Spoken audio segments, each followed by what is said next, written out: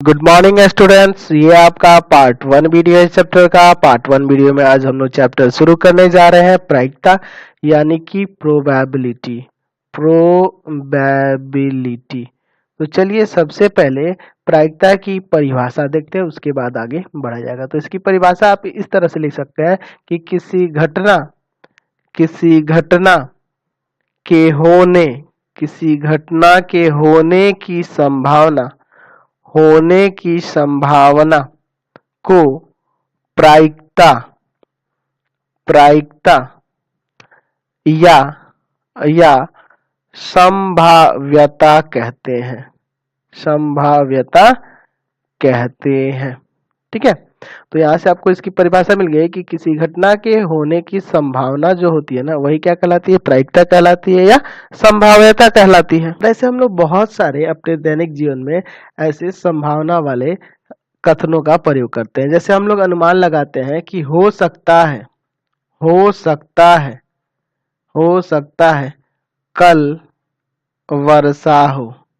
कल वर्षा हो, लेकिन ये फाइनल नहीं है। ठीक है, हो सकता है कल वर्षा हो, तो ये वर्षा होने की जो संभावना है वही क्या है? प्रायिकता है या संभाव्यता का। समझ गए? तो ऐसे हम लोग बहुत सारे भविष्य के बारे में हम लोग अनुमान लगाते हैं। अब हम बात करेंगे कि ये प्रायिकता की उत्पत्ति कैसे हुई। ठीक है, तो देखिए 18वीं शताब्दी में, ये बहुत ही इंटरेस्टिंग कहानी है, बड़ा ध्यान से सुनिएगा, बहुत ही इंटरेस्टिंग कहानी। 18वीं शताब्दी में जो उस समय जुएरी थे, जो जुआ खेलते थे, तो जुआ खेलते थे उस समय इन लोगों को क्या होता था, जब ये शुरू में जब जुआ खेलते थे तो उनका मानना था ना कि जुआ जो है ना, ये भाग्य के ऊपर निर्भर है। ठीक है, जीत हार भाग्य के ऊपर निर्भर है। लेकिन बाद में उन्हें धीरे धीरे जीत और हार में अनुमान लगाने लगे, उस समय अनुमान लगाने लगे, तो वहीं से प्रायिकता की उत्पत्ति हुई है। देखिए एक्चुअल में क्या था वहां पे कि उस समय के जो जुएरी थे, ठीक है, जो जुआ खेलते थे 18वीं शताब्दी में, तो वो बार बार हार जाते थे, ठीक है, जुए में बार बार हार होता था। तो हार के कारण वो लोग ये प्रसिद्ध गणितज्ञ के पास अपनी समस्या ले गए, और वो प्रसिद्ध गणितज्ञ कौन थे? तो आप तो नाम सुने ही होंगे, पास्कल का अगर नाम नहीं सुने होंगे तो गैलीलियो का जरूर सुने होंगे, गैलीलियो भी थे। ठीक है, तो इन इन सभी वैज्ञानिकों के पास ये अपनी जुएड़ी जो थे, ये अपनी समस्या लेके गए। ठीक है, इन महान वैज्ञानिकों के पास ये अपनी समस्या को रखे। ठीक है, तो इन इन लोगों ने उस समस्या को समाधान के लिए ही प्रायिकता की उत्पत्ति की। ठीक है, तो प्रायिकता की सिद्धांत की उत्पत्ति इन लोगों ने की, और इसको जारी रखने की, प्रायिकता को जारी रखने की बहुत सारे और गणितज्ञों ने ही आगे अपना कार्य जारी रखा है। जैसे बहुत सारे वैज्ञानिक में आपके आते हैं, कौन कौन से? तो बर्नौली के बारे में आप क्लास 12th में जाके पढ़ेंगे। ठीक है, वहां की प्रायिकता में पढ़ेंगे, है ना। और कौन आता है? तो आयलर आता है, आयलर भी आते हैं, ये भी आपके क्लास 12 पे ही है, इनसे रिलेटेड है। गॉस आते हैं, ये भी आपका क्लास 12 से ही रिलेटेड है। ठीक है, तो ये सब वैज्ञानिकों ने क्या किया, ये सब गणितज्ञों ने क्या किया, ये प्रायिकता को और आगे बढ़ाया। ठीक है, बहुत तरह के और भी प्रयोग कर करके, उनका परीक्षण कर करके, उनकी संभावनाओं से रिलेटेड बहुत सारे अपने अपने नियम दिए हैं, और उन नियमों के बारे में हमें क्लास 12th में पढ़ना है। ठीक है, अभी हम लोग सिंपल सा जो क्लास 9th में पढ़े थे वही प्रायिकता पढ़ना है। अब देखिए प्रायिकता की बात करें उपयोग की, तो ये आजकल तो ये हर एक जगह विज्ञान के क्षेत्र में है, विज्ञान के क्षेत्र में भी इसका प्रयोग है ना। अर्थशास्त्र में भी उपयोग होता है, अर्थशास्त्री इसका प्रयोग करते हैं। ठीक है, तो इस तरह से इसका बहुत ज्यादा उपयोग है। अब इसके बारे में आगे बढ़ते हैं हम लोग चैप्टर में। अब देखिए इस चैप्टर में बहुत सारे कुछ ऐसे पद है जिनकी परिभाषा जानने आपके लिए जरूरी है। तो देखिए यहाँ लिखे हैं कुछ मौलिक पदों की परिभाषा है। सबसे पहला हम लिए हैं प्रयोग, यानी कि एक्सपेरिमेंट। प्रयोग की परिभाषा क्या होगी?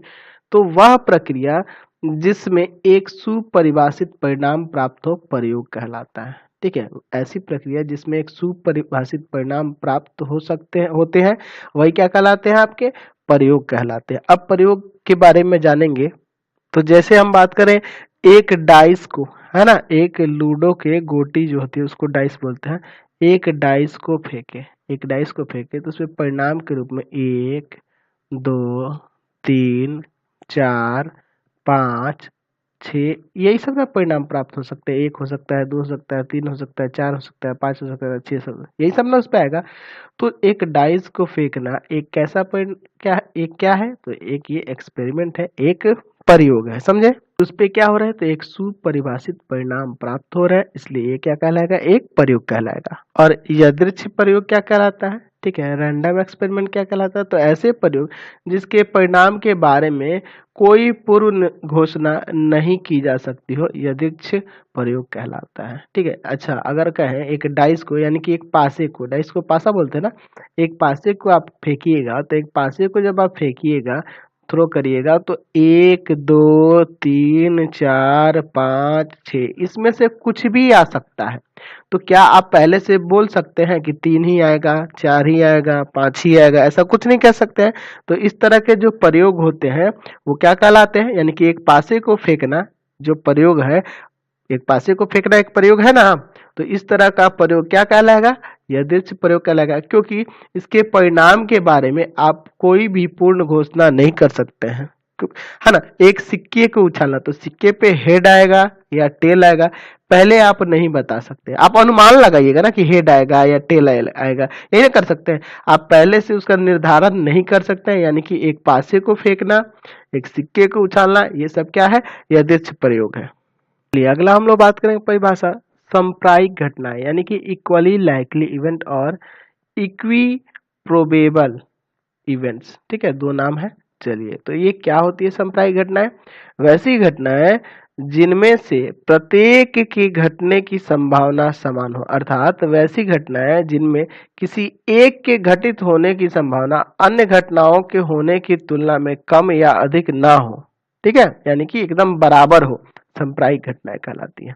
जैसे अगर बात करें, अगर हम कहें कि आप एक सिक्के को उछालिए, एक सिक्के को उछालिए, तो दो चीजें आ सकती है, हेड आ सकता है और टेल आ सकता है।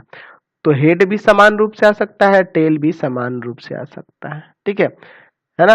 ये दोनों को एक बार सिक्के को उछालेंगे तो हेड भी आ सकता है या टेल भी आ सकता है, दोनों में से कोई एक आ सकता है, और दोनों का 50-50% चांस है कि ये भी हो सकता है और ये भी हो सकता है, 50% ये भी हो सकता है और ये भी हो सकता है। तो सिक्के को उछालना क्या हुई, एक सांप्रायिक घटना हुई, ठीक है। उसी तरह एक पासे को फेंका जाए, एक पासे को फेंकेंगे तो उस पे 1 2 3 4 5 6 इसमें से कुछ भी आ सकता है, और सबके बराबर बराबर चांसेस है कि नहीं। आप सोचिए, आप एक पासे को फेंकेंगे तो इन 6 में से कुछ भी आ सकता है कि नहीं, और सबके बराबर बराबर चांसेस है कि नहीं। दैट मीन्स ये कैसी घटना है, एक सांप्रायिक घटना है। अगला हम लोग टॉपिक देखेंगे प्रतिदर्श, है ना, समिष्ट, यानी कि सैंपल स्पेस। सैंपल स्पेस क्या होता है, इसकी परिभाषा देखिए, जब कोई प्रयोग किया जाता है, ठीक है, जब कोई प्रयोग किया जाता है तो उस पर प्रयोग से प्राप्त होने वाले सभी संभव परिणामों के समुच्चय को एक प्रयोग के लिए प्रतिदर्श समिष्ट या प्रायिकता समिष्ट कहते हैं, और इसे एस या यहाँ किससे सूचित करते हैं, तो ओम से सूचित करते हैं। जैसे अगर हम कहें कि एक पासे को फेंके, तो एक पासे को फेंकिएगा तो उस पे आने वाले, देखिए यहाँ लिखा है कि जब कोई प्रयोग किया जाता है, यानी कि एक पासे को फेंकना एक प्रयोग होगा, तो उस प्रयोग में प्राप्त होने वाले सभी संभव परिणामों को एक समुच्चय, है ना, एक समुच्चय के रूप में व्यक्त करना होता है ना। चलिए, तो आप सभी संभव परिणाम, यानी 1 2 3 4 5 और 6, यही ना सभी संभव परिणाम होंगे, इसको एक सेट के रूप में इस तरह से मिडिल ब्रैकेट के अंदर कॉमा दे दे के लिख देंगे, और इसको किससे सूचित करेंगे, एस से। तो यही आपका क्या है, सैंपल स्पेस, यानी कि प्रतिदर्श समिष्ट है, समझ गए।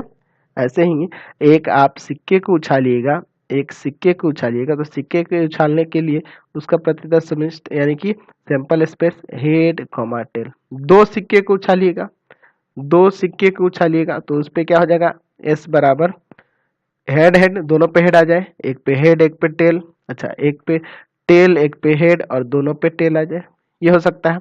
अच्छा, तीन सिक्के को उछालेंगे, अगर तीन सिक्के को उछालते हैं तो तीन सिक्के को उछालिएगा तो वहां आपका सैंपल स्पेस क्या हो जाएगा कि तीनों पे हेड आ जाए, है कि नहीं, या दो पे हेड एक पर टेल, या एक हेड फिर टेल फिर हेड, या एक टेल फिर हेड, या एक हेड दो टेल, इस तरह से, या एक टेल एक हेड एक टेल, है ना, ऐसे हो सकता है, या दो पे शुरू में टेल और अंतिम पे हेड, या फिर यहाँ पे टेल टेल टेल, ये हो सकते हैं।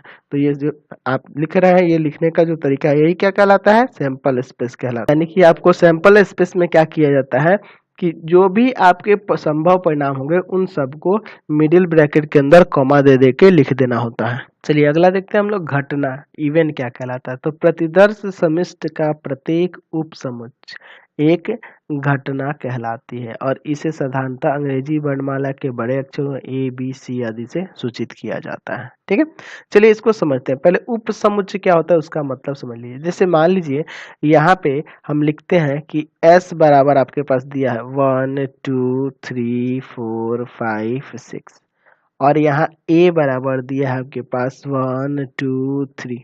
ठीक है, तो हम यहाँ कह सकते हैं कि A जो है ना सबसेट है S का, ये सबसेट का सिंबल है। ठीक है, ये उपसमुच्चय यानी कि सबसेट का सिंबल ये होता है। ए उपसमुच्चय है किसका, एस का। इसका मीनिंग यह हुआ कि ए के अंदर के प्रत्येक एलिमेंट यानी यहाँ 1 2 3 जो देख रहे हैं वो सेट एस में भी मिलेंगे, समुच्चय एस में। ये तीनों इसमें शामिल है, दैट मीन्स ये इसका सबसेट है। तो वही कह रहा है कि प्रतिदर्श समिष्ट का प्रत्येक उपसमुच्चय एक घटना कहलाती है। ठीक, और इसे अंग्रेजी वर्णमाला के बड़े अक्षरों से सूचित किया जाता है। तो चलिए इसको समझते हैं। मान लीजिए एक आप पासे को फेंकते हैं, जब एक पासे को फेंकिएगा, एक पासे को फेंकिएगा तो उसका प्रतिदर्श समिष्ट सैंपल स्पेस क्या होगा, अभी आपको बताए थे 1 2 3 4 5 6, यही ना होगा। ये आपका क्या है, जब एक पासे को फेंकेंगे तो उसका सैंपल स्पेस है। ठीक है, और इस सैंपल स्पेस का कोई भी उपसमुच्चय, ऐसे हम लिखे ए क्या है आपका, तो ए यहाँ पे लिखेंगे एक पासे को फेंकने पर, एक पासे को फेंकने पर, फेंकने पर, फेंकने पर, फेंकने पर सम प्राप्त होने की घटना, सम प्राप्त होने की घटना है। ये क्या है आपका, एक पासे को फेंकने पर सम प्राप्त होने की घटना, यानी ए का मान यहाँ क्या होगा 2 होगा, 4 होगा और 6 होगा। क्योंकि इसमें देखिए ये और ये, यही ना 3 सम आपको दिख रहा है।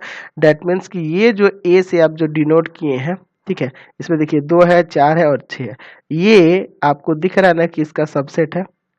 ये इसका सबसेट है कि नहीं, दिख रहा है ना, 2 4 6 तीनों इसमें है। दैट मीन्स ये जो ए है, ए सबसेट है एस का। यहाँ इसका मतलब यह हुआ कि ए एक क्या है, घटना है। ठीक है, यानी कि एक पासे को फेंकने पर सम प्राप्त होना क्या है, एक घटना है। अच्छा, अगर हम मान लें एक और घटना हम ले लें, बी बराबर क्या लिख दें कि एक पासे को फेंकने पर, एक पासे को फेंकने पर, फेंकने पर, फेंकने पर अभाज्य संख्या, अभाज्य संख्या, संख्या प्राप्त होने की घटना, प्राप्त होने की घटना, प्राप्त होने की घटना। तो सिंपल सी बात है, आपको अभाज्य संख्या तो पता ही है। अभाज्य संख्या कौन कौन सी होंगे, तो इसमें देखिए अभाज्य संख्या 2 होगा, 3 होगा और 5 होगा। 2 3 और 5 प्राइम नंबर ही ना होंगे। चलिए, तो ये क्या है, एक घटना है ये भी।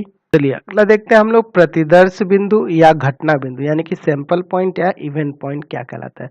तो प्रतिदर्श समिष्ट के अवयवों को प्रतिदर्श बिंदु या घटना बिंदु कहते हैं। ठीक है, किस तरह से, चलिए तो समझिए। मान लीजिए कोई एक सैंपल स्पेस है, एक पासे को फेंकना 1 2 3 4 5 6, ये ना होगा सैंपल स्पेस। और इस सैंपल स्पेस के जो हर एक अवयव है, यानी 1 2 3 4 जो दे रहा है, ये हर एक को क्या कहा जाता है, घटना बिंदु कहा जाता है या प्रतिदर्श बिंदु कहा जाता है। यहाँ एक क्या है आपका, तो ये एक आपका घटना बिंदु है, या क्या है, घटना बिंदु है या प्रतिदर्श बिंदु है। 2 भी है, 3 भी है, 4 भी है, समझ गए। उसी तरह से अगर एक पासे को फेंका जाता है, एक मान लीजिए सिक्के को उछाला जाता है, हेड और टेल आना, तो यहाँ हेड आना क्या है, तो हेड आना भी एक घटना बिंदु है। हेड आना भी एक क्या है आपका, घटना बिंदु है, समझ रहे ना। चलिए चलिए अगला टॉपिक देखते हैं हम लोग, सरल या सामान्य घटना क्या कहलाती है, यानी कि सिंपल या एलिमेंट्री इवेंट क्या होता है। तो प्रतिदर्श समिष्ट का प्रत्येक उपसमुच्चय एक घटना सूचित करता है। ठीक है, प्रतिदर्श का प्रत्येक उपसमुच्चय क्या होता है, एक घटना द्वारा सूचित किया जाता है, और वह घटना जिसके सूचित करने वाले उपसमुच्चय में प्रतिदर्श समिष्ट का केवल एक अवयव हो सरल घटना कहलाती है। या सिंपली ऐसे कहें कि प्रतिदर्श समिष्ट का वह उपसमुच्चय जिसमें केवल एक अवयव हो। जैसे अगर मान लीजिए S बराबर प्रतिदर्श समिष्ट आपका 1, 2, 3, 4, 5 और 6 है, तो इसमें का केवल एक अवयव वाला ये जो उपसमुच्चय होगा, देखिए ये 1 जो है सबसेट है कि नहीं S का, ये इसमें मिल रहा है। दैट मीन्स ये जो है आपका क्या है, सरल घटना है। एक आना है ना, एक पासे को फेंकने पर एक आना एक सरल घटना है, एक पासे को फेंकने पे 2 आना एक सरल घटना है। क्यों? क्योंकि आपके परिभाषा के अनुसार क्या होना चाहिए, तो प्रतिदर्श समिष्ट का प्रत्येक उपसमुच्चय क्या होता है, एक घटना सूचित करता है, और वह घटना जिसको सूचित करने वाले उपसमुच्चय का प्रतिदर्श समिष्ट का केवल एक अवयव हो, इसमें केवल एक अवयव है, दैट मीन्स ये आपका क्या कहलाएगा, सरल घटना या सामान्य घटना। चलिए अब हम लोग बात करेंगे मिश्र घटना के बारे में। तो मिश्र घटना क्या होती है, सॉरी मिक्स्ड इवेंट। देखिए क्या होती है, वह घटना जिसको सूचित करने वाले उपसमुच्चयों में प्रतिदर्श समिष्ट का एक से अधिक अवयव हो मिश्र घटना कहलाती है। जैसे अगर हम लिखे एक सैंपल स्पेस, पासे को उछालते हैं 1, 2, 3, 4, 5, 6, ये आ रहा है। दैट मीन्स ये आपका क्या है, एक सैंपल स्पेस है, प्रतिदर्श समिष्ट है, और इसका एक ऐसा उपसमुच्चय यानी एक ऐसा घटना लेते हैं जिसमें एक से अधिक अवयव हो, एक से अधिक अवयव। जैसे अगर हम ए बराबर लिख दें हम लोग यहाँ पे 2, 4, 6, 2, 4, 6, देखिए इसमें कितने अवयव है, 3 अवयव है। दैट मीन्स ये ए क्या है आपका, ये ए जो है ये कैसी घटना है, मिश्र घटना है, ठीक है। और ये 2, 4, 6 क्या दर्शा रहा है, सम प्राप्त होने की घटना है ना, तो ये कैसी घटना कहलाएगी, मिश्र घटना। तो अगर आपका जो प्रतिदर्श समिष्ट होगा उसमें अगर एक से अधिक अवयव होंगे तो कैसी घटना कहलाएगी, मिश्र घटना। मतलब वैसी घटना जो प्रतिदर्श समिष्ट का है ना, घटना का मतलब क्या है, वो घटना का मतलब हुआ कि प्रतिदर्श समिष्ट का उपसमुच्चय होगा, यानी ऐसी घटना जिसमें एक से अधिक अवयव हो मिश्र घटना कहलाती है। चलिए अगला हम लोग बात करेंगे पूरक घटना, यानी कि कॉम्प्लीमेंट्री इवेंट क्या होता है। यदि ई एक घटना है, ई क्या है, एक इवेंट है, घटना है, तो वह घटना जो तब और केवल तभी होती है जब ई नहीं होता, यानी कि ई घटना के नहीं होने पे जो घटना घटेगी उसे ई की पूरक घटना कहते हैं, और इसे ई नहीं, ई डैश या ई के ऊपर बार या ई के ऊपर सी से सूचित किया जाता है। चलिए इसको समझते हैं। जैसे मान लीजिए एक पासे को हम लोग फेंकते हैं, एक पासे को फेंकिएगा तो सैंपल स्पेस के रूप में आपका 1, 2, 3, 4, 5, 6 ये आपका सैंपल स्पेस आएगा। अच्छा हम कहते हैं कि ई एक घटना है, ई कैसी घटना है, तो एक पासे को फेंकने पर सम संख्या प्राप्त होने की घटना, सम संख्या प्राप्त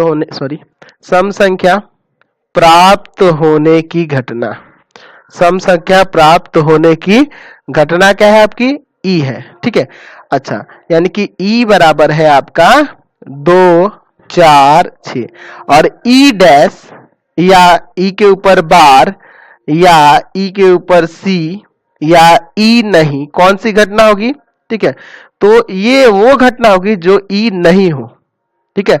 ई घटना के नहीं होने पर जो होता है वही ई डैश कहलाएगी, और वो क्या होगी, तो यहाँ इसको लिख सकते हैं, यहाँ पे इसके ना होने पे कौन कौन सा हो सकता है, 1, 3 और 5 है ना। इसको छोड़कर अगर देखा जाए इसमें तो यहाँ 1, 3, 5, यानी इसको ऐसे भी लिख सकते हैं कि एक पासे को फेंकने पर विषम संख्या प्राप्त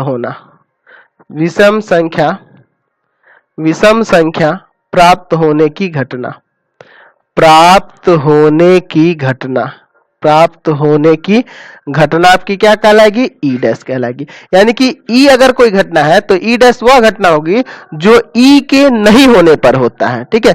तो ई के नहीं होने पे ये हो रहा है, देख लीजिए ये सम है तो ये विषम है, ठीक है। तो दोनों में डिफरेंस है, कुछ उभयनिष्ठ इन दोनों में दिख रहा है, कुछ नहीं दिख रहा है ना। तो ये ई की पूरक घटना कहलाएगी। चलिए अब हम लोग प्रायिकता की परिभाषा की तरफ बढ़ते हैं। तो यहाँ लिखे हुए हैं किसी घटना के घटने की सैद्धांतिक परिभाषा, यानी कि theoretical probability of occurrence of an event. तो इस चैप्टर में सिर्फ आपको एक यही फॉर्मूला मिलेगा। आगे चल के क्लास 11th में फॉर्मूले बढ़ते जाएंगे, है ना। 11th में भी यही है, थोड़ा सा सेट से रिलेटेड भी कुछ फॉर्मूले हो जाएंगे, और क्लास 12th में जाइएगा तो और भी ज्यादा फॉर्मूले मिलेंगे। चलिए तो इसको देखते हैं। किसी घटना ई के होने की सैद्धांतिक प्रायिकता जो होती है या परंपरागत प्रायिकता जो होती है उसको किस तरह से परिभाषित किया जाता है। तो यहाँ लिखा जाता है पीई बराबर ई के अनुकूल परिणामों की संख्या बटा में प्रयोग के सभी संभव परिणामों की संख्या। यानी कहने का मतलब कि number of element in event E बटा number of element in sample space. यही कह रहा है प्रयोग के सभी संभव परिणामों की संख्या, यानी कि मतलब कि सैंपल स्पेस के अवयवों की संख्या, और ऊपर क्या रहेगा, जिस घटना के बारे में बात कर रहा है उसके अवयवों की संख्या ऊपर रहेगी। चलिए इस पे एक क्वेश्चन बनाते हैं। यहाँ हमें निकालना है कि एक पासे को फेंकने पर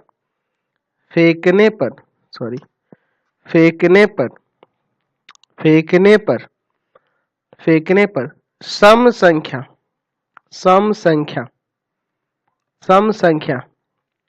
आने की प्रायिकता निकालनी है। चलिए इसको समझते हैं इस क्वेश्चन को। देखिए एक पासे को फेंकेंगे तो सैंपल स्पेस जो होगा, एस बराबर लिखेंगे ना। चलिए सैंपल स्पेस यानी कि एस बराबर होगा 1 2 3 4 5 6, यही होगा। अच्छा चलिए यानी कि यहाँ लिख सकते हैं कि प्रयोग के सभी परिणामों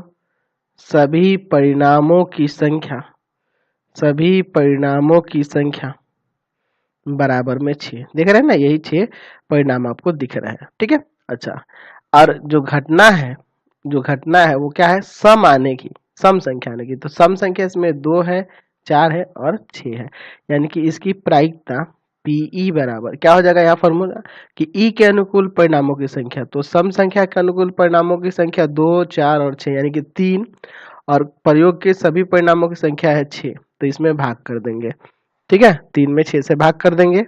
चलिए तो 3 में 6 से भाग करेंगे तो ये कितना, 3 दूना 6, 1/2 यहाँ से आपकी प्रायिकता हो जाएगी। समझ गए, बहुत ही आसान है इसमें क्वेश्चन बनाना।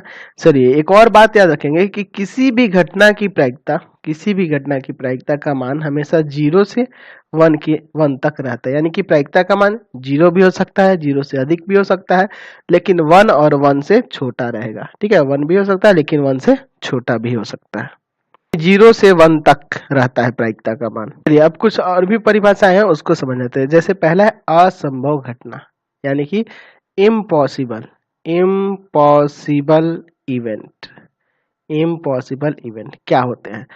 देखिए अब देखिए आपको ये तो पता है कि चूंकि इस प्रतिदर्श समिष्ट एस का प्रत्येक उपसमुच एक घटना होती है, इतना तो पता ही है कि प्रतिदर्श समिष्ट का प्रत्येक उपसमुच क्या होता है, एक घटना होती है।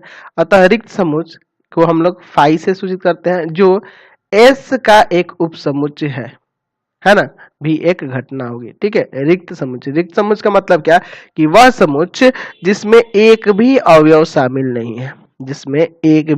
शामिल नहीं है उसे हम लोग रिक्त समुच और उसको फाई से सूचित किया जाता है, ठीक है। रिक्त समुच को इम्प्टी सेट या नल सेट भी कहा जाता है, ठीक है। चलिए इसको इम्प्टी या नल सेट कहा जाता है और इसको फाई से सूचित करता है। तो फाई भी आपका सबसेट होगा ना एस का, यानी कि प्रतिदर्श समिष्ट का फाई भी सबसेट होगा। यानी देखिए फाई लिखिए या खाली ब्रैकेट दे दीजिए, मिडिल ब्रैकेट, यानी कि इसमें कोई भी अवयव ना हो, ठीक है, कोई भी अवयव नहीं हो, यानी कि नाम से ही आपको पता चला इम्पॉसिबल इवेंट, मतलब कि वो हो ही नहीं सकती घटना। जैसे अगर हम कहें कि एक पासे को फेंकने पर 7 प्राप्त होने की घटना। चलिए अब देखिए क्या ऐसी कोई घटना होगी ही नहीं, इम्पॉसिबल है, क्योंकि पासे पे 1 से लेके 6 तक संख्याएं रहती है, तो 7 तो कभी आएगा ही नहीं, इसलिए ये कैसा घटना है, तो ये असंभव घटना है, इम्पॉसिबल इवेंट है। ये याद रखेंगे कि असंभव घटना की प्रायिकता, यहाँ लिख सकते हैं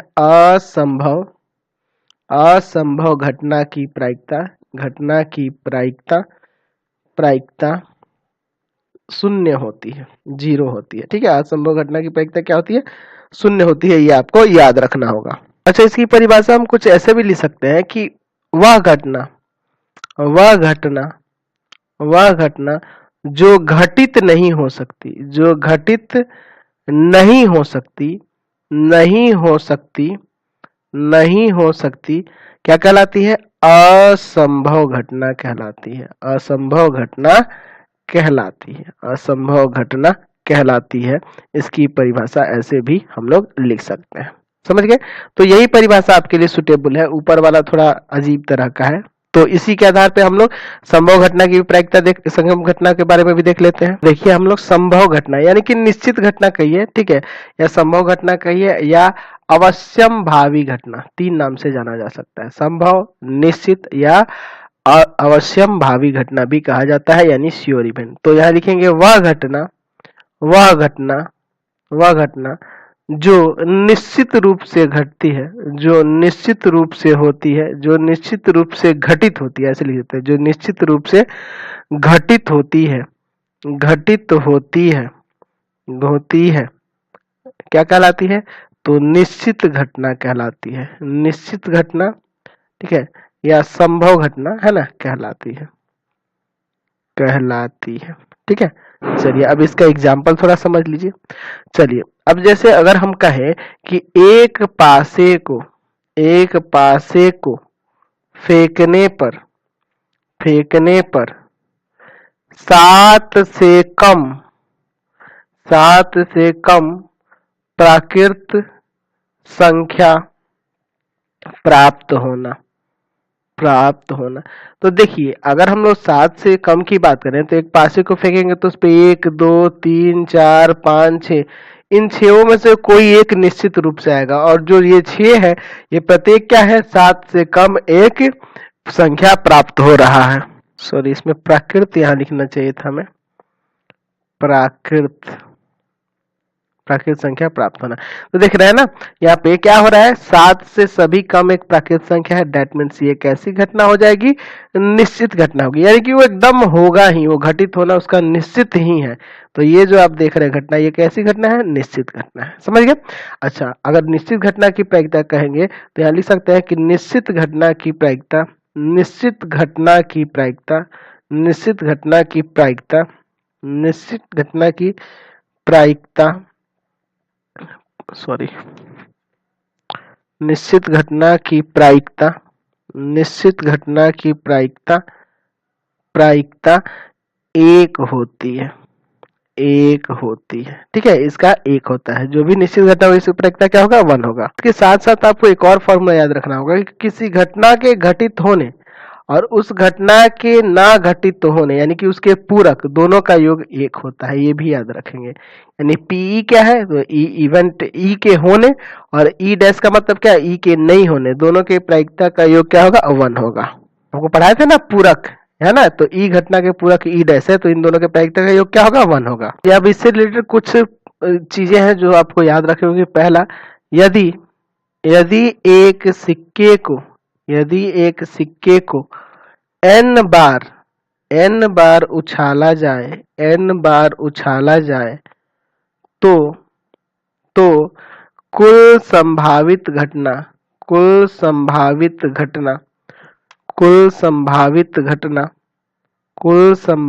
घटना क्या होगा? उसका फॉर्मूला 2 का पावर n, यानी कि अगर एक बार उछाला जाएगा तो 2 का पावर 1 2 हो जाएगा, 2 बार उछाला जाएगा तो 2 का स्क्वायर 4 हो जाएगा, 3 बार उछाला जाएगा तो 2 का क्यूब 8 हो जाएगा। समझ गए? उसी तरह से यदि एक पासे को n बार उछाला जाए तो कुल संभावित घटना बराबर हो जाएगा आपका 6 का पावर n। अब देखिए, कुछ आपको ध्यान रखना होगा उस चीजों को समझाते हैं। जैसे आपको बता दें कि टोटल पत्ते होते हैं, ताश के पत्ते कितने होते हैं? 52 पत्ते होते हैं। 52 पत्ते होते हैं। इसमें 2 तरह के पत्ते होते हैं। ठीक है, कौन कौन तरह के? एक होता है लाल कलर का, ठीक है, और ठीक है, यानी कि लाल पत्ते, और दूसरे होते हैं काले पत्ते। लाल और काले पत्ते, दो तरह के पत्ते होते हैं। ठीक है, तो ये चीजें आपको ध्यान रखनी होगी। अब लाल पत्ता होता है आपका कितना, तो ये होता है 26। ठीक है, और काला पत्ता भी होता है 26। देखिए 26 26 52 हो जा रहा है। अब लाल पत्ते में भी दो तरह के होते हैं, ठीक है, और काले पत्ते में भी दो तरह के होते हैं। लाल में भी दो तरह के और काले में भी दो तरह के होते हैं। ठीक है, तो इसको हम लोग, एक होता है इस तरह का देखते होंगे, जिसे अंग्रेजी में हर्ट कहा जाता है और हिंदी में कहते हैं पान कहते हैं, या लाल पान भी कहा जाता है, लाल पान। ठीक है, लाल पान के नाम से भी इसे जानते हैं। ठीक है, तो ये कितने होते हैं, 13 होते हैं, जिसको अंग्रेजी में क्या कहते हैं, हर्ट बोलते हैं, HEARTS, हर्ट। चलिए, अच्छा 13 और पत्ते होते हैं, वो कौन से होते हैं, वो ईंट होते हैं, ईंट, जिसे डायमंड कहा जाता है, डायमंड। ठीक है, डायमंड्स, ये कितने होते हैं, तो ये भी आपके 13 होते हैं। ये ईंट जैसे ऐसे शेप में ये बने होते हैं, देखिएगा आप देखे होंगे ताश के पत्ते में। अब काले पत्ते की बात करें तो काले पत्ते जो होते हैं ना, इसको यहाँ दे दे रहे हैं, काले पत्ते ये भी दो तरह के होते हैं। कौन कौन सा, एक होता है काला पान, काला पान, या फिर इसे हुकुम के भी नाम से जाना जाता है, हुकुम। ठीक है, कहीं पे हुकुम लिखा होगा तो उसका मतलब समझिए काला पान के ही बारे में बात करें। ये भी 13 होते हैं। ठीक है, और इसमें भी इसी तरह का लाल पान जैसा ही होता है, लेकिन इसका कलर अलग होता है, काला होता है और उसमें एक डंडी सी निकली होती है। ठीक है, चलिए, अच्छा उसी तरह से दूसरे काले रंग के पत्ते की बात करें तो होता है चिड़ी, या चिड़िया भी कहते हैं, चिड़ी या चिड़िया कहा जाता है। ठीक है, इस पे बर्ड जैसा एक शेप इस तरह से कुछ बना होता है। ठीक है, और ये भी काले रंग का होता है, ये भी 13 होता है। ठीक है, अच्छा अंग्रेजी में चिड़ी को बोलते हैं क्लब, क्लब, और इसको बोलते हैं ना, ये जो काला पान था इसको बोलते हैं स्पेड, स्पेड। ठीक है, चलिए, तो ये सब नाम आपको याद रखने होंगे, कितने कितने कौन पत्ते होते हैं ये भी ध्यान रखना होगा। अब देखिए सब में एक एक इक्का होता है, इक्का कितना होता है, सब में एक एक होता है, अंग्रेजी में इसको बोलते हैं एस। ठीक है, इक्का उस पे ए बना होता है, यानी कि 4 इक्के होते हैं, 21 में 21 में 21 में 21 में, यानी लाल पान में 2 इक्के होते हैं और काले पान के 2 इक्के होते हैं। आपसे पूछा जाए कि, ठीक है, लाल पत्ते में, सॉरी, लाल पत्ते में 2 इक्के होते हैं और काले पत्ते में 2 इक्के होते हैं, और लाल पान का कितना इक्का होगा, एक, काला पान का कितना इक्का होगा, एक। ठीक है, मतलब कि इसमें एक इक्का, ईंट में एक इक्का, एक इक्का, काला पान में एक इक्का, चिड़ी में एक इक्का। अगर रंग के हिसाब से बात करें तो लाल रंग का 2 इक्का और काले रंग का 2 इक्का होता है, और टोटल 4 इक्का। उसी तरह से इक्के की तरह बादशाह भी होता है, बादशाह। ठीक है, बादशाह को हम लोग किंग के नाम से जानते हैं। ठीक है, ये भी आपका 4 होता है। इस पे देखिए ना, पत्ते पे आप के बना होता है, और ये टोटल कितना होता है, 4, यानी कि ये लाल पान में भी एक, ईंट में भी एक, काला पान में भी एक, चिड़ी में भी एक, चारों में एक एक, यानी कि लाल रंग के पत्ते में 2 होगा और काले रंग के पत्ते में 2 होगा। ठीक है, अच्छा इसके बाद अगर हम लोग बात करें बेगम, बेगम जिसको कहा जाता है क्वीन। ठीक है, ये भी आपकी ऐसे उस पे देखिएगा क्यू बना रहता है, ये भी आपका 4 होता है, 21 में 21 में 21 में, जैसे कि बादशाह होता है। ठीक है, अच्छा एक और अगला पत्ता देख लेते हैं, तो बेगम के बाद आता है आपका गुलाम। ठीक है, गुलाम। ठीक है, गुलाम जिसे बोला जाता है जैक, ये इस पे जे बना रहता है, ये भी आपका 4, बाकियों की तरह, बादशाह की तरह, इक्का की तरह, समझ गए।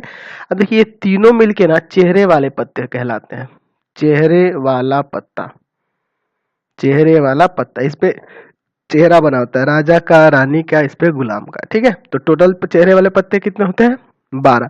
अच्छा आपसे पूछा जाए कि नॉन फेस कार्ड कितने होंगे, नॉन फेस कार्ड।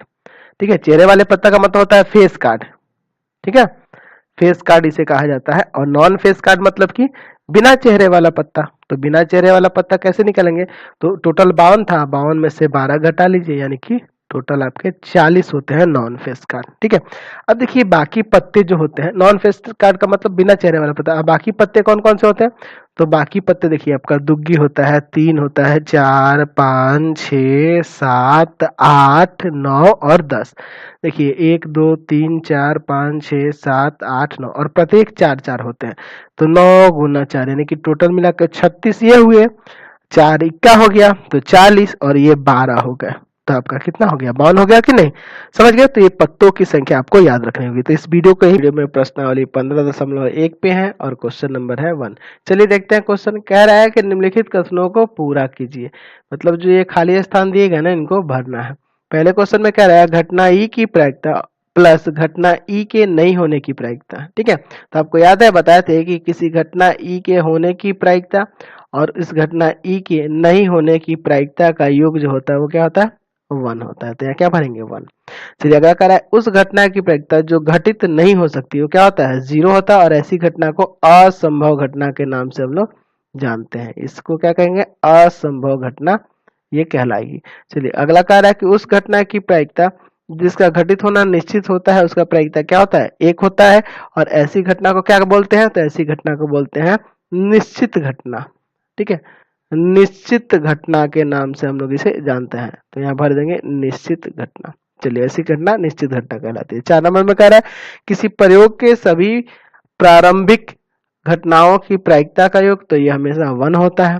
चलिए अगला 5 नंबर कह रहा है किसी घटना की प्रायिकता खाली स्थान से बड़ी या उसके बराबर, तो 0 से बड़ी और उसके बराबर होती है, तथा से छोटी या उसके बराबर, तो 1 से छोटी और उसके बराबर होती है। आपको बता रखे पहले ही कि प्रायिकता का मान क्या होता है, तो 0 के बराबर या 0 से बड़ा, है ना, या 1 से छोटा या 1 के बराबर होती है। आपको बता रखे हैं पहले, यानी कि 0 से 1 तक होता है। चलिए क्वेश्चन नंबर 2 देखिए, कह रहा है कि निम्नलिखित प्रयोगों में से किन किन प्रयोगों के परिणाम सांप्रायिक हैं, स्पष्ट कीजिए। देखिए सांप्रायिक घटना आपको बताए थे, सांप्रायिक परिणाम उस परिणाम को कहते हैं जिनके बराबर बराबर चांसेस होते हैं। ठीक है, जिनकी बराबर बराबर संभावना होती है। जैसे आपको बताए थे कि एक सिक्के को उछाला जाएगा तो हेड और टेल आना, हेड और टेल आना ये आपकी सांप्रायिक घटना है। क्योंकि देखिए हेड जो है समान रूप से, हेड और टेल दोनों के 50-50% चांसेस है ना, हो सकता है हेड है, हो सकता है टेल है। तो ऐसी घटना सांप्रायिक घटना कहलाती है। आपको बताया था ना इक्वली लाइकली इवेंट, पहले पढ़ा चुके हैं। तो यही बताना इसमें से कि ये जो नीचे दिए गए हैं ना प्रयोग, इसमें से बताना है कि कौन से किसके परिणाम सांप्रायिक है और उसको स्पष्ट करना है। पहला कह रहा है कि एक ड्राइवर कार को चलाने का प्रयत्न करता है, कार चलना प्रारंभ हो जाती है या कार चलना प्रारंभ नहीं होती है। देखिए कार ड्राइवर जो है कार को जब चलाएगा तो बिल्कुल चलेगी, है ना, बहुत कम चांस होगा कि नहीं चलेगी, या हो सकता है कि वो चलाने का प्रयत्न कर रहा है लेकिन कार में जो है पेट्रोल की कमी है, पेट्रोल नहीं है, या कोई इंजन ही खराब है। तो ये आपकी एक इक्वली लाइकली इवेंट नहीं है,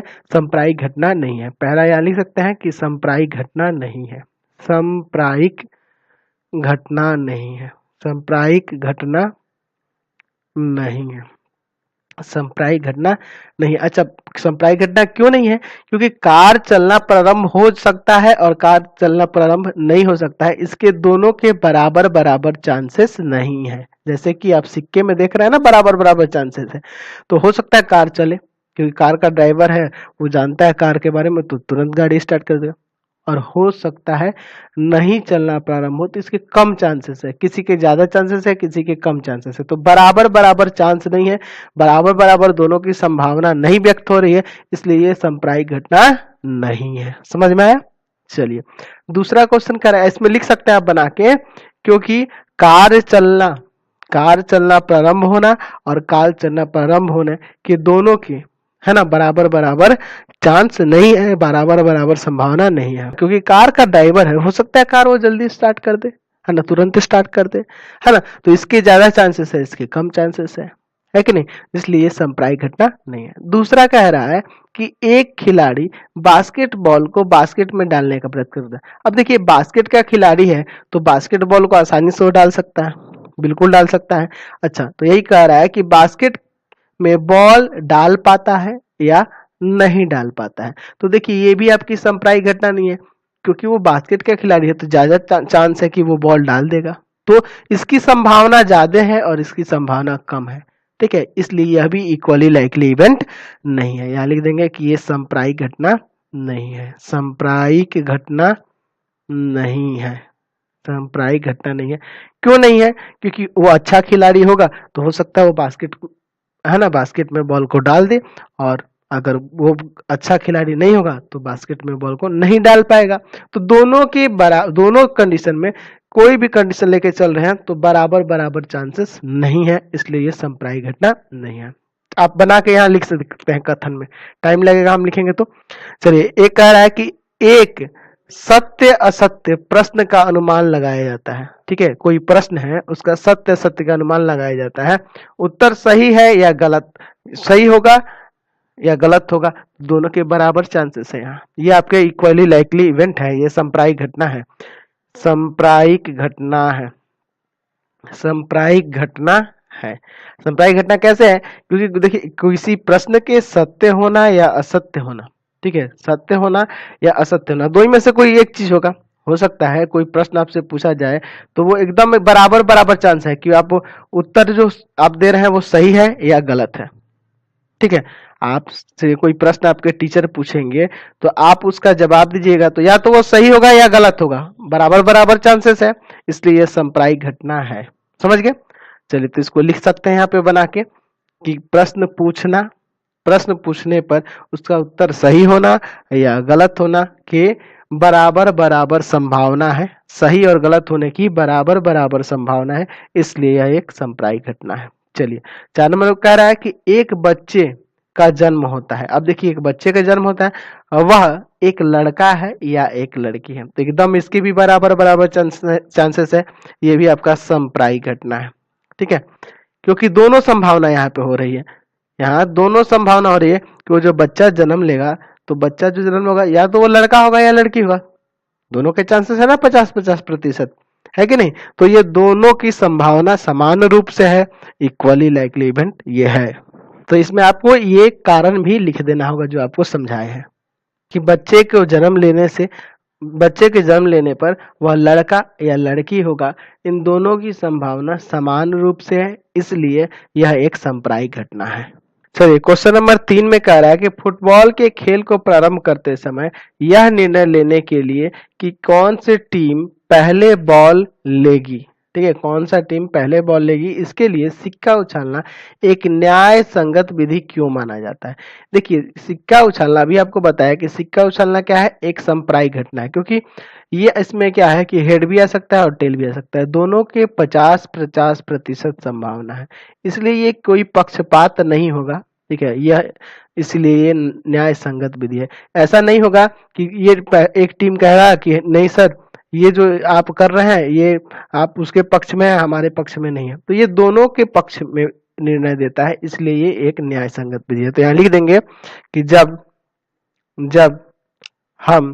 जब हम एक सिक्के को उछालते हैं, सिक्के को उछालते हैं, उछालते हैं, उछालते हैं, तो हम चीत या पट, चीत या पट समान रूप से पा सकते हैं, पा सकते हैं, है ना, जो कि एक सांप्रायिक, सांप्रायिक घटना है, सांप्रायिक घटना है, सांप्रायिक घटना है, यानी कि वो दोनों के पक्ष में निर्णय होगा।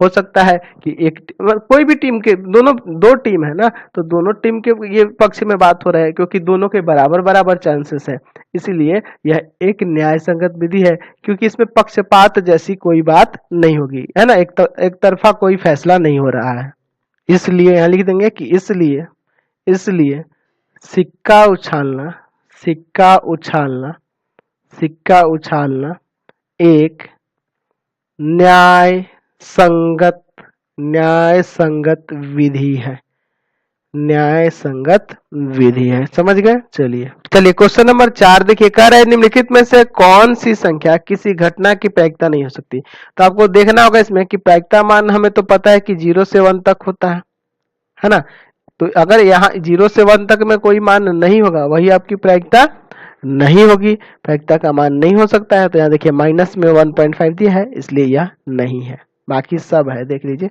15% मतलब 15/100 ना, तो इसको 3 और ये 20, 3/20, 0 से 20 के बीच, 0 से 1 के बीच में है कि नहीं है, एकदम है, इसलिए यह है। ठीक है, ये भी प्रायिकता है, यह भी प्रायिकता है, यह भी है, प्रायिकता का मान ये 3 हो सकता है, यही नहीं हो सकता क्योंकि माइनस में दिया है। तो अक्सर एग्जाम में इस तरह का ऑब्जेक्टिव एक रहता है, ध्यान रखेंगे इसको। ठीक है, तो आपको देखना होगा कि 0 से 1 तक में कौन है और उसके अलावा अगर कोई होगा तो वो नहीं होगा प्रायिकता का मान।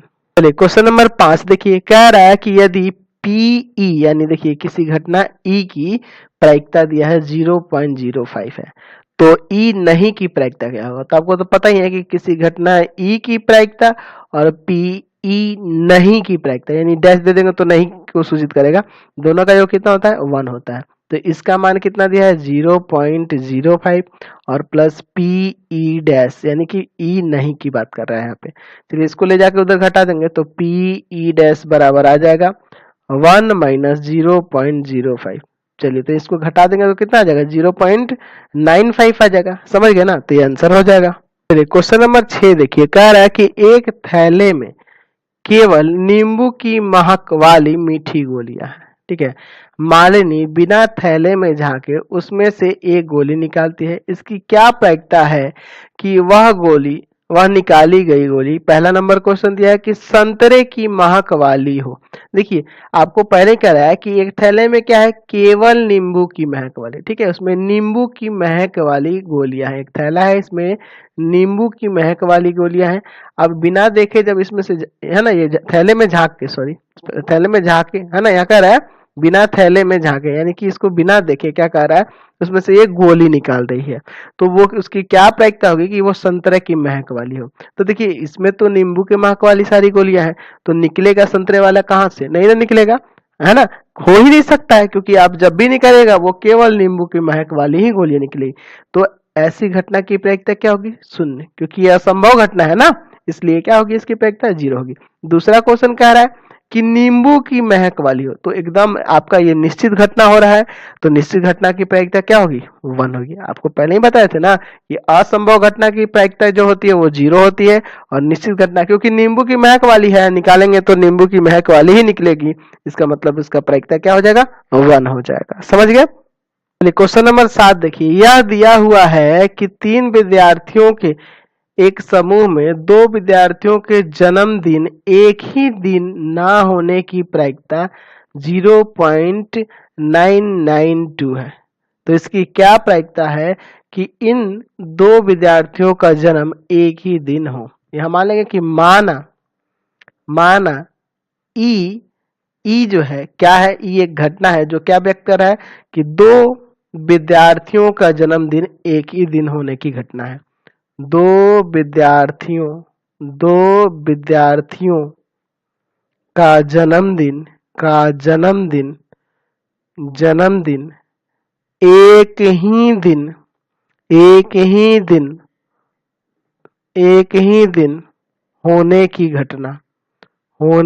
घटना ई व्यक्त कर रहा है। ठीक है, ई सूचित कर रहा है 2 विद्यार्थियों के जन्मदिन एक ही दिन होने की घटना। ठीक है, और ई डैश मान लेते हैं। ई डैश क्या ले लेंगे कि 2 विद्यार्थियों का जन्मदिन एक ही दिन ना होने की घटना। अब चलिए क्वेश्चन पे चलते हैं।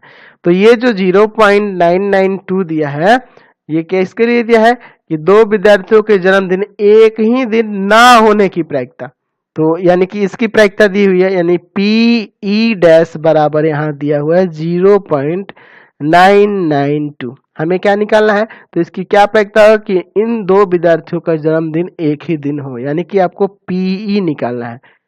ठीक है, तो आपको पता ही है कि पीई प्लस में पीई डैश बराबर में होता है 1, तो यहाँ हो जाएगा पीई प्लस इसका मान यहाँ रख दीजिए 0.992 बराबर में 1, यानी कि यहाँ से पीई बराबर आ जाएगा 1 माइनस 0.992। इसमें से इसको घटा दी तो घटाइएगा तो कितना आ जाएगा? 0.008। समझ गए? ये इसकी प्रायिकता हो जाएगी। क्वेश्चन नंबर 8 देखिए, कह रहा है कि एक थैले में 3 लाल और 5 काली गेंद है, इन थैलों में से एक गेंद को यदृच्छा निकाली जाती है, तो इसकी क्या प्रायिकता है कि गेंद लाल हो और फिर लाल नहीं हो। चलिए तो यहाँ पे देखिए, यहाँ क्या दिया है कि एक थैले में 3 लाल गेंद है, तो यहाँ लिखेंगे लाल गेंदों की संख्या, सब कुछ लिख लेंगे यहाँ पे जो जो दिया हुआ है, लाल गेंदों की संख्या लाल गेंदों की संख्या बराबर में 3। अच्छा, काली गेंदों की संख्या, काली गेंदों की संख्या, काली गेंदों की संख्या, काली गेंदों की संख्या बराबर है 5। यानी कुल गेंदों की संख्या क्या हो जाएगी? कुल गेंदों की संख्या, कुल गेंदों की संख्या बराबर में 3 + 5 8। ठीक है, इसको ऐसे भी लिख सकते हैं, कुल संभावित परिणाम, कुल संभावित परिणाम के रूप में भी लिख सकते हैं। कुल संभावित घटना या परिणाम है ना, परिमाण, कुल संभावित परिणाम कितने हो जाएंगे? तो कुल संभावित परिणाम जो है आपके कितने हो जाएंगे? 8 हो जाएंगे। ठीक है, टोटल मिला के 8 गेंद है। तो आपको पता है ना, किसी घटना ई के लिए पीई बराबर फॉर्मूला लिखवाया गया है। क्या लिखवाए थे आपको? तो लिखे थे कि ई के अनुकूल, ई के अनुकूल, ई के अनुकूल परिणामों की संख्या, परिणामों की संख्या बटा में कुल संभावित परिणाम, कुल संभावित, कुल संभावित परिणाम। ठीक है, ये आपको फॉर्मूला बताया गया है। तो हम लोग पहला ले लेते हैं, क्या है? लाल गेंद हो, लाल गेंद हो, लाल गेंद हो। ठीक है, लाल गेंद होने की क्या प्रायिकता होगी? तो लाल गेंद होने की, तो लाल गेंद इसमें कितने दिख रहे हैं? 3 दिख रहे हैं, तो 3 ऊपर रहेगा, दिख रहा है ना, ई के अनुकूल परिणामों की संख्या। अगर ई के बारे में पूछ रहा है, घटना ई के बारे में, तो ई का जो परिणाम है वो ऊपर लिखेंगे और कुल संभावित परिणाम को नीचे लिखा जाता है। उसी तरह लाल गेंद का निकालना है, तो लाल गेंद कितना है? तो लाल गेंद आपके पास 3 है और कुल संभावित परिणाम 8 है, यानी 3/8 है आंसर। दूसरा कह रहा है लाल नहीं हो, तो लाल नहीं हो तो वो काली होगी, क्योंकि दो ही तरह का तो गेंद है ना। चलिए, दूसरा कह रहा है लाल नहीं हो, लाल नहीं हो, लाल नहीं हो। तो लाल गेंद नहीं हो, तो लाल गेंद नहीं होगा तो काली होगी, क्योंकि दो ही तरह की गेंद है, यानी कि 5 और बटा में कुल संभावित परिणाम 8, यानी कि 5/8 इसका आंसर हो जाएगा। समझ में आ गया? तो फॉर्मूला देखिए हर बार आपको लिखना होगा जब भी क्वेश्चन बनाइएगा। हम एक बार लिख दिए, लेकिन आप बार बार लिखेंगे, हमेशा जब क्वेश्चन बनाएंगे तब लिखेंगे। आगे के क्वेश्चन में हम फॉर्मूला लिखेंगे नहीं, लेकिन आपको लिखना होगा। ठीक है, चलिए क्वेश्चन नंबर 9 देखिए, कह रहा है कि एक डिब्बे में 5 लाल कंचे, 8 सफेद कंचे और 4 हरे कंचे हैं। इस डिब्बे में से एक कंचा यादृच्छा निकाला जाता है। इसकी क्या प्रायिकता है कि निकाला गया कंचा लाल हो, सफेद हो और हरा नहीं हो? चलिए देखते हैं। यहाँ लिखेंगे लाल कंचों की संख्या, लाल कंचों की संख्या, लाल कंचों की संख्या, तो लाल कितने हैं? 5 हैं। फिर उसके बाद सफेद है, सफेद कंचों की संख्या, सफेद कंचों की संख्या, सफेद कंचों की संख्या कितनी है? सफेद कंचों की संख्या 8 है। अच्छा, हरे कंचों की संख्या, हरे कंचों की संख्या, हरे कंचों की संख्या, तो हरे कंचे कितने हैं? तो हरे कंचे 4 है, हरे कंचे 4 है। चलिए, यानी कि कुल कंचों की संख्या कितनी हो जाएगी? कुल कंचों की संख्या, कुल कंचों की संख्या, यानी कि ये कुल संभावित परिणाम के रूप में लेंगे। ठीक है, आगे चलिए कितना हो जाएगा यहाँ पे? 5 + 8 + 4। चलिए, 8 और 5 ये कितना हो जाएगा? 13, और 13 और 4 कितना हो जाएगा? 17। यही ना हो जाएगा आपका? तो आपको फिर यहाँ क्या करना होगा? फॉर्मूला दोबारा से लिखना होगा। आप लोग लिखेंगे, हम नहीं लिख रहे हैं। चलिए, पहला क्वेश्चन में किसकी प्रायिकता निकालेंगे? लाल हो। ठीक है, लाल गेंद हो उसकी, तो P और ब्रैकेट में क्या लिखेंगे? लाल, लाल कंचे, सॉरी लाल कंचे। चलिए, लाल कंचे, तो लाल कंचे कितने हैं? 5 है और बटा में टोटल 5/17।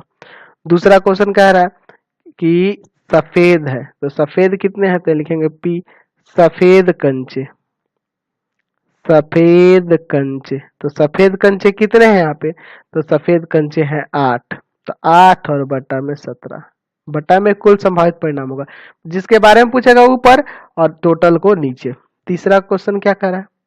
तीसरे क्वेश्चन में क्या कर रहा है? तो कह रहा है कि हरा नहीं, हरा नहीं है, कंचा जो है हरा नहीं है। तो हरा नहीं है तो वो कौन कौन सा कलर का हो सकता है?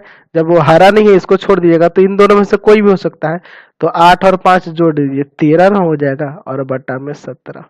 ठीक है, हरा नहीं मतलब कि वो लाल और सफेद दोनों हो सकता है ना, समझ रहे हैं ना, और बटा में टोटल हो जाएगा। चलिए क्वेश्चन नंबर 10 देखिए, कह रहा है कि एक पिग्गी बैग, पिग्गी बैग समझ रहे हैं ना, छोटा सा जो होता है बॉक्स जैसा जिसमें बच्चे पैसे रखते हैं। एक पिग्गी बैग में 50 पैसे के 100 सिक्के, 1 रुपए के कितने हैं 50 सिक्के हैं, 2 रुपए के 20 सिक्के हैं और 5 रुपए के 10 सिक्के हैं। यदि पिग्गी बैग को हिलाकर उल्टा करने पर कोई एक सिक्का गिरने के परिणाम सांप्रायिक है, सांप्रायिक घटना है, ठीक है, उसमें से सिक्का गिर रहा है, वो कैसी घटना है, सांप्रायिक घटना, यानी कि सबके बराबर बराबर चांसेस है हर एक सिक्के के लिए। तो इसकी क्या प्रायिकता है कि वह गिरा हुआ सिक्का 50 पैसे का होगा, दूसरा 5 रुपए का नहीं होगा, यानी 5 रुपए का नहीं होगा तो 50 पैसे का, 1 रुपए का, 2 रुपए का, तीनों में से कोई भी हो सकता है। 5 रुपए का नहीं होने का मतलब यह होगा। तो यहाँ लिख लेते हैं कितने कितने सिक्के हैं, तो लिखेंगे 50 पैसे, 50 पैसे के सिक्कों की संख्या, सिक्कों की संख्या, 50 पैसे के सिक्कों की संख्या कितनी है, तो 100 सिक्के हैं, चलिए 100 लिख देते हैं। अच्छा फिर 1 रुपए के हैं, तो 1 रुपए के, 1 रुपए के सिक्कों की संख्या, 1 रुपए के सिक्कों की संख्या, सिक्कों की संख्या, तो 1 रुपए के सिक्कों की संख्या कितनी है, तो 1 रुपए के 50 सिक्के हैं, चलिए 50 लिख दिए। फिर 2 रुपए के, 2 रुपए के सिक्कों की संख्या, सिक्कों की संख्या, 2 रुपए के सिक्कों की संख्या, तो 2 रुपए वाला कितना सिक्का है, तो 2 रुपए के 20 सिक्के हैं, चलिए 20 हो जाएगा। अच्छा फिर 5 रुपए के, 5 रुपए के सिक्कों की संख्या, 5 रुपए के सिक्कों की संख्या, तो 5 रुपए वाला कितना सिक्का है, तो 5 रुपए वाले 10 सिक्के हैं, चलिए 10 हो जाएगा। यहाँ लिखेंगे अब कुल सिक्कों की संख्या, कुल सिक्कों की संख्या, कुल सिक्कों की संख्या, यानी कि ये कुल संभावित परिणाम के रूप में ये लेंगे। चलिए यानी हो जाएगा 100 प्लस 50 प्लस 20 प्लस 10, तो 10 और 20 ये 30 और 30 50 80 और 100 180, कुल कितने सिक्के हो गए 180, कुल सिक्कों की संख्या 180 होगी। पहला क्वेश्चन कह रहा है कि 50 पैसे का होगा, सिक्का जो है 50 पैसे के, 50 पैसे का सिक्का निकलेगा, 50 पैसे का सिक्का, तो 50 पैसे के सिक्के कितने हैं 100 है टोटल। अच्छा और बाई में कुल कितने हैं संभावित परिणाम 180, चलिए काटेंगे 0 से 0, 2 से काट देंगे 5 बार में और इसको काट देंगे 9 बार में, यानी कि 5/9 इसकी प्रायिकता आ गई, समझ गया। चलिए दूसरा कह रहा है कि 5 रुपए का नहीं होगा, 5 रुपए का नहीं होने का मतलब क्या हो जाएगा, तो 5 रुपए का नहीं होने का मतलब है, 5 रुपए का नहीं होने का मतलब इन तीनों में से कोई भी, यानी कि दूसरा क्वेश्चन लिखेंगे यहाँ पे पी 5 रुपए का सिक्का नहीं, मतलब कि 5 रुपए का सिक्का उसमें से नहीं निकलता है, तो 5 रुपए का सिक्का नहीं निकलवाता कि ये तीनों, यानी कि 170 और बटा में 170 बटा में कितना हो जाएगा 180, चलिए 0 0 कट जाएगा, 17/18 इसकी प्रायिकता हो जाएगी, समझ गए। चलिए अगला क्वेश्चन देखते हैं हम लोग। क्वेश्चन नंबर 11 देखिए, कह रहा है कि गोपी अपने जल जीवन कुंड, यानी कि एक्वेरियम जो होता है ना मछली जिसमें हम लोग पालते हैं, के लिए एक दुकान से मछली खरीदती है, ठीक है, ये अपने जल जीव कुंड के लिए, जल जीव कुंड के लिए यानी एक्वेरियम के लिए मछली खरीदती है दुकान से। दुकानदार एक टंकी जिसमें 5 नर मछली और 8 मादा मछली है में से एक मछली को यादृच्छा उसे देने के लिए निकालती है, ठीक है। अच्छा दुकानदार उसमें से कितना है 5 नर मछली है और 8 मादा मछली है, ठीक है, टोटल उसके पास उतनी मछली है और उसमें से वो बिना देखे उसमें से एक मछली निकाल रहा है। चलिए इसकी क्या प्रायिकता है कि निकाली गई मछली नर है, यानी कि इसमें से नर मछली निकली, इसकी क्या प्रायिकता है, तो यहाँ पहले लिख लेते हैं नर मछली की संख्या, नर मछली की संख्या, नर मछली की संख्या, तो नर मछली की संख्या कितनी है 5 है। अच्छा मादा मछली की संख्या कितनी है, मादा मछली की संख्या, मादा मछली की संख्या, चलिए मादा मछली की संख्या, तो मादा मछली की संख्या है 8, यानी यहाँ लिख सकते हैं कुल मछलियों की संख्या, कुल मछलियों की संख्या, कुल मछलियों की संख्या, कुल मछलियों की संख्या कितनी हो जाएगी? तो 5 + 8 कितना हो जाएगा? 13। ठीक है, कुल मछली कितनी है? 13। फॉर्मूला यहाँ लिखेंगे दोबारा। चलिए, और हमें क्या निकालना है कि जो निकाली गई मछली है उसके नर होने की प्रायिकता। तो नर मछली होने की प्रायिकता आपको निकालनी है।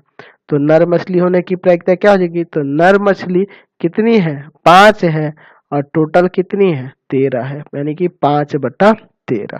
क्वेश्चन नंबर 12 देखिए, कह रहा है कि संयोग के एक खेल में, ठीक है, चांस के एक खेल में एक तीर को घुमाया जाता है, जैसे कि फिगर में देख रहे हैं ना, जो विश्राम में आने के बाद संख्याएं 1 2 3 4 5 6 7 8 यानी 1 से 8 तक ये संख्याएं दी है, इस पे तीर है, ये घूम रहा है और विराम में आने के बाद ये किसी एक संख्या को इंगित करता है। ठीक है, ये जब ये तीर रुक जाता है तो किसी एक संख्या के ऊपर जाके रुक जाता है।